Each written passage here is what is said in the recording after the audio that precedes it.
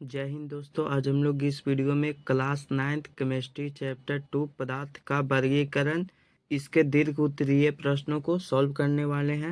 अगर आप लोग अभी तक इस चैनल को सब्सक्राइब नहीं किए हैं तो सब्सक्राइब कर लेंगे। पहला नंबर प्रश्न है, तत्व, यौगिक और मिश्रण की परिभाषा लिखें।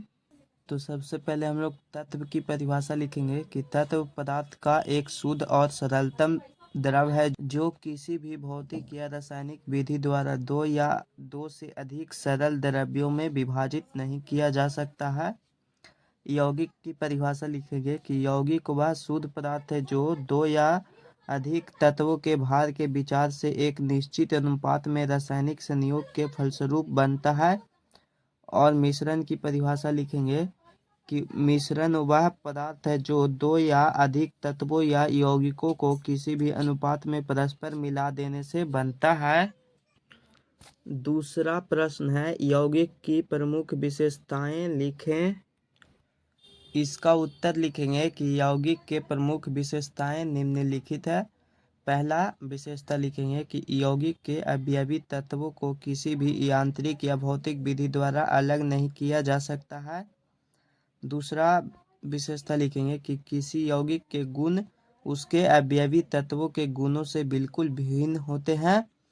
और तीसरा गुण लिखेंगे कि किसी यौगिक के बनने में ऊष्मा या प्रकाश के रूप में ऊर्जा का प्रायः उत्सर्जन या अवशोषण होता है। चौथा विशेषता लिखेंगे कि यौगिक में उसके अवयवी तत्वों के भार के विचार से एक निश्चित अनुपात में रहते हैं। पांचवा विशेषता लिखेंगे कि यौगिक के द्रव्यनांक और क्वथनांक निश्चित होते हैं। फिर है कि यौगिक के संगठन और गुण सर्वदा एक समान रहते हैं। अगला प्रश्न है, तत्व और यौगिक में मुख्य अंतर क्या है। तो ये देखिए यहाँ पे तत्व है इधर और इधर यौगिक का है। तो इसका पहला अंतर लिखेंगे कि तत्व एक ही प्रकार के परमाणुओं का बना होता है जबकि यौगिक विभिन्न प्रकार के परमाणुओं का बना होता है। दूसरा अंतर लिखेंगे कि तत्व सिर्फ एक ही पदार्थ का बना होता है जबकि यौगिक दो या दो से अधिक विभिन्न पदार्थों का बना होता है। तीसरा अंतर लिखेंगे कि तत्व का सूक्ष्मतम कण परमाणु कहलाता है जबकि यौगिक का सूक्ष्मतम कण अणु कहलाता है। अगला प्रश्न है, उपयुक्त उदाहरण देकर यौगिक और मिश्रण में अंतर स्पष्ट करें। तो देखिए यहाँ पे इधर यौगिक है और इधर मिश्रण है। तो इसका पहला अंतर लिखेंगे कि इसके अवयवों को सरल यांत्रिक विधियों से पृथक नहीं किया जा सकता है जबकि मिश्रण के अवयवों को सरल यांत्रिक विधियों द्वारा पृथक किया जा सकता है। दूसरा अंतर लिखेंगे कि यौगिक एक ही प्रकार के अणुओं का बना होता है जबकि मिश्रण इसमें दो या दो से अधिक प्रकार के अणु विद्यमान रहते हैं। तीसरा अंतर लिखेंगे कि यौगिक यह हमेशा समांग होता है जबकि मिश्रण यह समांग या विसमांग हो सकता है। चौथा अंतर लिखेंगे कि इसके द्रव्यनांक और क्वथनांक निश्चित होते हैं जबकि मिश्रण के द्रव्यनांक और क्वथनांक निश्चित नहीं होते हैं। पांचवा अंतर लिखेंगे कि यौगिक का घनत्व अवयवी पदार्थों के घनत्वों से भिन्न होता है जबकि मिश्रण का घनत्व अवयवी पदार्थों के घनत्वों का औसत होता है। 5 नंबर प्रश्न है, समांग और विसमांग मिश्रण से आप क्या समझते हैं। प्रत्येक का एक एक उदाहरण दें। तो इसका उत्तर तो पहले हम लोग समांग मिश्रण का लिखेंगे कि दो या अधिक तत्वों या यौगिकों को किसी भी अनुपात में परस्पर मिलाने के बाद निर्मित पदार्थ के गुण एवं संगठन संपूर्ण पदार्थ में एक रूप रहता है उसे समांग मिश्रण कहा जाता है। उदाहरण के लिए जल और चीनी।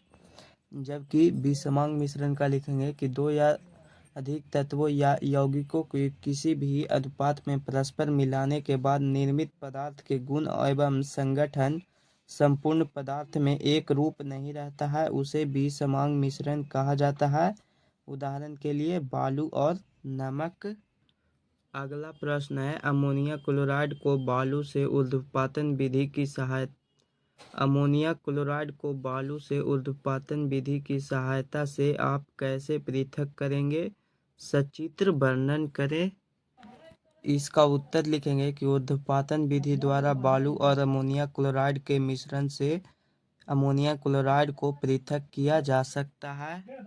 तो इसके लिए प्रयोग यानी कि इसका व्याख्या लिखेंगे कि निर्मित मिश्रण को एक पेर्सिलेन बेसिन में लेकर इसके ऊपर एक कोनीय फनेल यानी कि शंकु की पुलटकर रख देते हैं। फेनेल सिरे को कपास की रुई से बंद कर देते हैं। बेसिन को गर्म करने पर मिश्रण में उपस्थित अमोनिया क्लोराइड बिना पिघले ही वाष्प में परिवर्तित होकर ऊपर उठता है, जो फेनेल के अंदर ठंडे भागों में ठोस के रूप में परिणत होकर एकत्र हो जाता है। फलस्वरूप बालू से अमोनिया क्लोराइड अलग हो जाता है। तो आप लोग ये देखिए यहाँ पे चित्र इधर, इसमें मिश्रण है जो कि अमोनिया क्लोराइड और बालू का मिश्रण है, और यहाँ पे रुई का झाग है, और ये देखिए यहाँ पे शंकु की। तो आप लोग इस तरह से इसका चित्र भी बना लेंगे, या फिर आप लोग ये वाला चित्र देखकर बना लेंगे। 7 नंबर प्रश्न है, प्रभाजी श्रवण का वर्णन करें। इसका उत्तर लिखेंगे कि प्रभाजी श्रवण विधि दो या अधिक मिश्रणीय द्रवों के मिश्रण के अवयवों को पृथक करने में अपनाई जाती है, जिनके अवयवी द्रवों के क्वथनांक का अंतर बहुत कम यानी कि 10 डिग्री सेल्सियस या फिर उससे कम हो, उसी को प्रभाजी श्रवण विधि द्वारा अलग किया जाता है। तो आप लोग लिख लेंगे इसका उत्तर।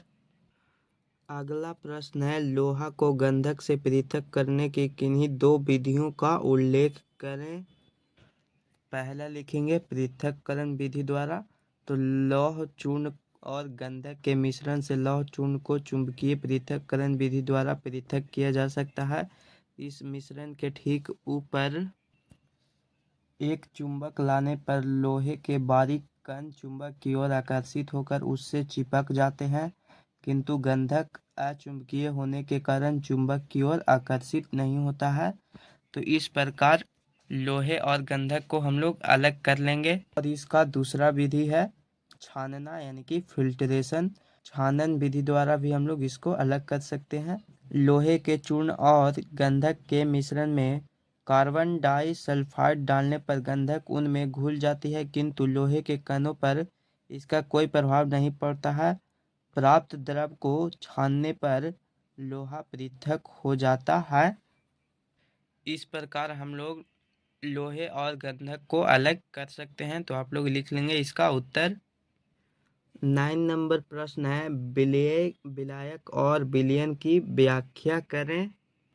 इसका उत्तर लिखेंगे कि जो पदार्थ द्रव में घुलकर विलयन बनाता है वह पदार्थ विलेय कहलाता है। दूसरा कि जिस द्रव में किसी पदार्थ को घुलाया जाता है उस द्रव को विलायक कहते हैं। तीसरा कि दो या अधिक पदार्थों का समान मिश्रण विलयन कहलाता है। अगला प्रश्न है, विलेयता क्या है। कमरे के ताप पर जल में सोडा यानी कि पोटेशियम नाइट्रेट की विलेयता ज्ञात करने की विधि का उल्लेख करें। इसका उत्तर लिखेंगे कि एक निश्चित ताप और दाब पर 100 ग्राम विलायक में किसी विलेय की घुलाने वाली अधिकतम मात्रा जो विलयन को संतृप्त कर दे, उस ताप और दाब पर उस विलेय की उस विलायक में विलेयता कहलाती है। उसके बाद हम लोग इसकी विलेयता ज्ञात करेंगे। तो लिखेंगे कि विलेयता ज्ञात करने के लिए इसके लिए जल में सोडियम क्लोराइड का संतृप्त विलयन करते हैं। इस विलयन का लगभग 100 ml पहले से तौले हुए एक पोर्सिलेन बेसिन में लेते हैं। विलयन के साथ बेसिन को पुनः तौल लेते हैं। अब बेसिन को बालू ऊष्मक पर रख कर धीरे धीरे गर्म करते हैं। जब पूरा जल वाष्पित हो जाता है और बेसिन में सिर्फ ठोस अवशेष यानी कि पोटेशियम नाइट्रेट बच जाता है, तब बेसिन को एक शुष्क कारक में रखकर ठंडा करते हैं। इसके पश्चात ठोस अवशेष पोटेशियम नाइट्रेट के साथ बेसिन को तौल लेते हैं। गर्म करने पर ठंडा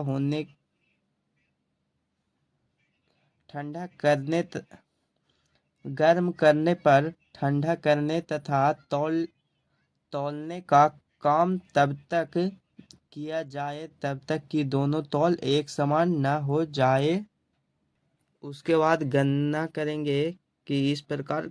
अब गणना इस प्रकार लिखेंगे कि माना कि बेसिन तथा छड़ का द्रव्यमान W1 ग्राम है। बेसिन छड़ तथा विलयन का द्रव्यमान W2 ग्राम है। चूंकि विलयन का द्रव्यमान तो W2 माइनस W1 ग्राम हो जाएगा। अब विलयन को गर्म करने के बाद स्थिर भार बेसिन छड़ तथा विलेय पदार्थ का द्रव्यमान W3 ग्राम हो जाएगा। तो विलेय का द्रव्यमान जो होगा वह W3 माइनस W1 ग्राम हो जाएगा। तो अतः अब हम लोग जल का द्रव्यमान निकालेंगे। W2 minus W1 into minus W3 minus W1, इसका ग्रुप कर देंगे। जब इसको काटेंगे तो यहाँ पे देखिए W1 और W1 कट जाएगा तो बचेगा इधर देखिए यहाँ पे W2 माइनस W3, यहाँ पे शेष के रूप में आ जाएगा W2 माइनस W3 ग्राम। उसके बाद लिखेंगे कि अर्थात कमरे के ताप पर W2 माइनस W3 ग्राम जल में W3 माइनस W1 ग्राम विलेय घुलकर संतृप्त विलयन बनाता है। 11 नंबर प्रश्न है वास्तविक विलयन, कोलाइडी विलयन और निलंबन में अंतर स्पष्ट करें। तो देखिए यहाँ पे ये रहा वास्तविक विलयन, कोलाइडी विलयन और निलंबन। तो इसमें पहला अंतर लिखेंगे कि इसका संगठन समान होता है, जबकि कोलाइडी विलयन इसका संगठन भी समान होता है और इसका संगठन भी समान होता है। दूसरा अंतर लिखेंगे कि यह छन्ना पत्र के आर पार आ जा सकता है और यह कोलाइडी विलयन यह छन्ना पत्र के आर पार आ जा सकता है। निलंबन की यह छन्ना पत्र के आर पार आ जा सकता है, निलंबन के कण नहीं। तीसरा अंतर लिखेंगे कि इसके कणों का आकार यानी कि व्यास 10 के पावर माइनस 8 सेंटीमीटर के क्रम में होता है, जबकि कोलाइडी विलयन इसके कणों का व्यास 10 के पावर माइनस 7 सेंटीमीटर और 10 के पावर माइनस 5 सेंटीमीटर के बीच होता है, जबकि निलंबन के कणों का व्यास 10 के पावर माइनस 5 सेंटीमीटर के क्रम में होता है। चौथा अंतर लिखेंगे कि ये प्रकाश का प्रकीर्णन नहीं करते हैं, अतः टिंडल प्रभाव प्रदर्शित नहीं करते हैं। कोलाइडी विलयन में लिखेंगे कि इसके कण प्रकाश का प्रकीर्णन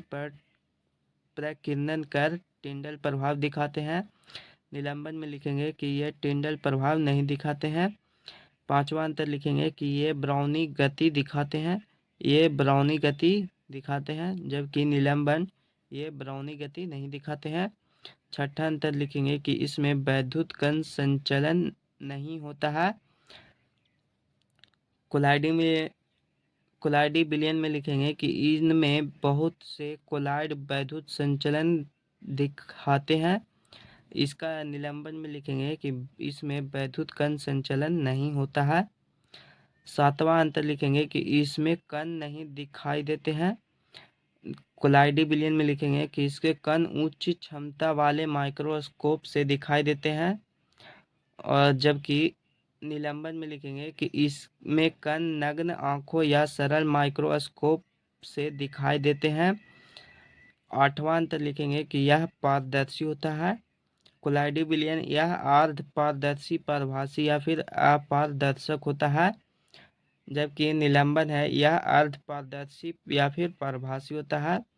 नौवां अंतर लिखेंगे कि इसमें विलेय के कण नीचे नहीं बैठते हैं, जबकि कोलाइडी विलयन इसके कण नीचे बैठते हैं और निलंबन इसमें ठोस के कण नीचे बैठ जाते हैं। तो आप लोग लिख लेंगे इतने सारे अंतर। 12 नंबर प्रश्न है कोलाइडी विलयन के प्रमुख गुण क्या है। इसका उत्तर लिखेंगे कि कोलाइडी विलयन के गुण निम्नलिखित है। पहला, इसका संगठन भी समान होता है। दूसरा कि यह छन्ना पत्र के आर पार आ जा सकता है। तीसरा, इसके कण प्रकाश का प्रकीर्णन कर टिंडल प्रभाव दिखाते हैं। चौथा कि ये ब्राउनी गति दिखाते हैं। पांचवा, इसके कण नीचे नहीं बैठते हैं। और छठा कि यह अपारदर्शी या अपारदर्शक होता है। अगला प्रश्न है विलयन के सांद्रण से आप क्या समझते हैं। विलयन का सांद्रण व्यक्त करने की एक विधि का वर्णन करें। इसका उत्तर लिखेंगे कि किसी विलयन के प्रति इकाई द्रव्यमान या आयतन में उपस्थित विलेय की मात्रा विलयन का सांद्रण कहलाती है। उसके बाद लिखेंगे कि विलयन का सांद्रण द्रव्यमान या आयतन के विचार से प्रतिशत के रूप में व्यक्त किया जा सकता है। तो पहला देखिए द्रव्यमान के रूप में प्रतिशत में व्यक्त करेंगे। तो मान लें कि किसी विलायक यानी कि जल के 90 ग्राम में 10 ग्राम यूरिया घुलाया जाए तो इस विलयन का सांद्रण द्रव्यमान के अनुसार 10% होगा। अतः इस विलयन का सांद्रण व्यक्त करने के लिए हम लोग करेंगे तो विलयन का सांद्रण ज्ञात करेंगे। तो यहाँ पे देखिए 10 ग्राम बटा 90 ग्राम प्लस 10 ग्राम इंटू 100 ग्राम। तो यहाँ पे 10 और नीचे जोड़ेंगे तो 100 हो जाएगा, 100 का 100 कट जाएगा तो हो जाएगा 10%। फिर उसके बाद दूसरा है देखिए यहाँ पे कि आयतन के रूप में प्रतिशत व्यक्त करने के लिए तो मान लें कि किसी जलीय विलयन के 100 सेंटीमीटर क्यूब में 20 सेंटीमीटर क्यूब एथेनॉल घुलाया हुआ है। अतः इस विलयन का सांद्रण, तो विलयन का सांद्रण ज्ञात करेंगे कि 20 सेंटीमीटर क्यूब बटा 100 centimetre cube into 100 centimetre cube. तो यहाँ पे ये दोनों कट जाएगा तो हो जाएगा यहाँ पे 20%। अगला प्रश्न है स्याही में उपस्थित रंगों को कैसे पृथक किया जाता है। इसका उत्तर लिखेंगे कि क्रोमैटोग्राफी तकनीक की सहायता से स्याही के अवयव पृथक किए जाते हैं। तो इसके लिए हम लोग विधि लिखेंगे कि छन्ना पत्र की एक पतली पट्टी लेते हैं। इस पट्टी के आधार से लगभग 2 सेमी ऊपरी नीली स्याही की एक बूंद रख देते हैं। अब पट्टी के निचले भाग को कांच के एक बर्तन में रखें, जल में डुबो देते हैं। बर्तन के अंदर छन्ना पत्र लटका रहता है। फिर कुछ समय के पश्चात हम पाएंगे कि पहला कि छन्ना पत्र के ऊपर विभिन्न रंग वाले निशान ऊपर उठते हैं और दूसरा कि विलायक में अधिक घुलाने वाला अवयव तीव्रता से ऊपर चढ़ता है जबकि कम घुलने वाला अवयव उसके पीछे पीछे चलता है। अतः हम लोग कह सकते हैं कि रंग के जो घटक जल में अधिक घुलनशील होते हैं वे तेजी से निकलते हैं और इस प्रकार रंग पृथक हो जाता है। अगर आप लोगों को यह वीडियो अच्छा लग रहा होगा तो चैनल को सब्सक्राइब कर देंगे और अपने दोस्तों के पास शेयर कर देंगे। 15 नंबर प्रश्न है जल का स्रवन दिखाने के लिए एक सरल प्रयोग का वर्णन करें। इसका उत्तर लिखेंगे कि स्रवन की क्रिया एक गोल पेंदी वाले फ्लास्क में कराई जाती है। इसे स्रवन फ्लास्क कहते हैं। इस फ्लास्क की गर्दन में एक पार्श्व नली रहती है जो एक संघनक से जुड़ी रहते हैं। इसे लीविंग संघनक कहते हैं। इसी संघनक में द्रव का वाष्पन ठंडक पाकर द्रवीभूत